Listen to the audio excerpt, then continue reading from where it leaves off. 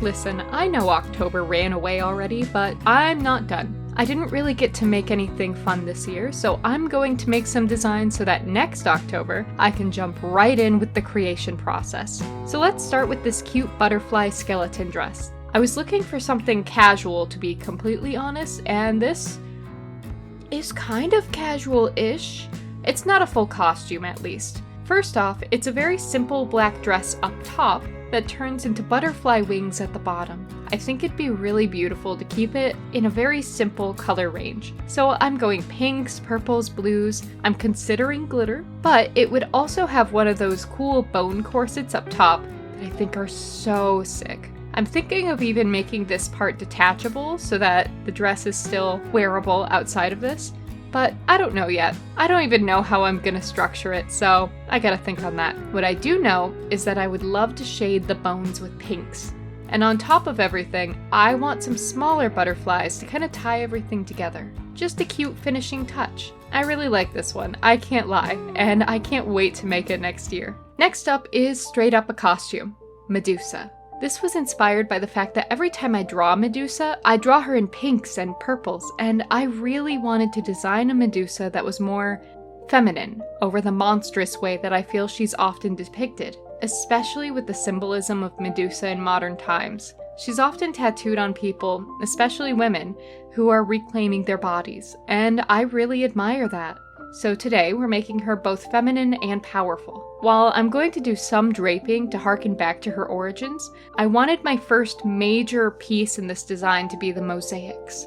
She's going to have a breastplate and other pieces with mosaic tiles to not only reference ancient Greek and Roman uses of mosaics, but to mark her power with the mosaics. If you're looking at ancient art of women, it can often be degrading or objectifying, so I really wanted this costume to show the mosaics only on the things that empower her. One of these things will be Perseus's shield. I want to make it somewhat reflective as a reference to the original story. The difference from the original story is that I want the petrified pieces of Perseus to become a part of her breastplate. This is a triumphant story for Medusa, not a story about her doom. So while I think this costume might need some reconsideration in the form of draping, I'm pretty proud of the concept, and the color scheme especially, and I really want to make her next year. Next up is based on a song. Have you heard Appalachian Wine? It's such a good song, so good.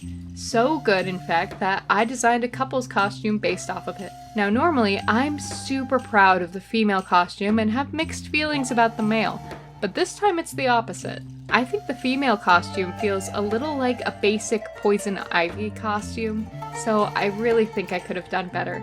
But Father Time? First off, I really like the color scheme. The blues, the blacks, the golds, I love it. And I really love the time elements. I wanted it to connect to nature instead of being man-made for the symbols representing time, and so I thought about the first known calendar. If I remember correctly, and I am doing this off the top of my head since I just got surgery and there's no chance I'm doing research right now, it was a stick counting every 28 days. Considering the specific time marked, it's pretty likely to me at least that women were the first to do this. And that made me jump to the connection between women and the waxing and waning of the moon. So I put moon motifs onto the cape with a double layer of 2 different fabrics to represent night. Honestly, I'm obsessed with the cape.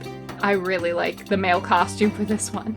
And I did just drop some information on you, so remember, when a stranger on the internet makes a claim about facts and information, always double check. We don't support misinformation on this channel. Now let's move into the last design for today since I want to nap. This one is my personal favorite. It's an angel couple's costume, but more than that, it's more of a biblically accurate angel. So I've got feathers and rings and eyes. So many eyes. But I decided to also add in colors. And look, I'm a rainbow girly, and I kind of feel like if we're talking about heaven and cosmic beings, then why wouldn't they use the full spectrum of the rainbow? So I thought it'd be cool to do rainbow elements like shades in the feathers, in fabrics that would be cut like feathers, and in the eyes. I also want to do some cool makeup to make the skin look like it's ripping open to rainbow colors. We'll see about that though. Other than that, I did try to keep it the classic white and golds that you typically see. The element that overwhelms me though are the eyes themselves. because I'd love to do some mechanical work to try and at least make some of them move. The only thing is that I've never actually done anything like that, and while I believe I could use some simple tools like a pulley to make something work, I'm tempted to experiment with electrical options. I'm sure that something like that would get really expensive though. However, I really want to. I mean, look at that design. What if one of those gold eyes blinked at you? What would you even do? But all in all, these are the pieces I've designed today for an October far in the future, and I hope I'll make at least one of them soon.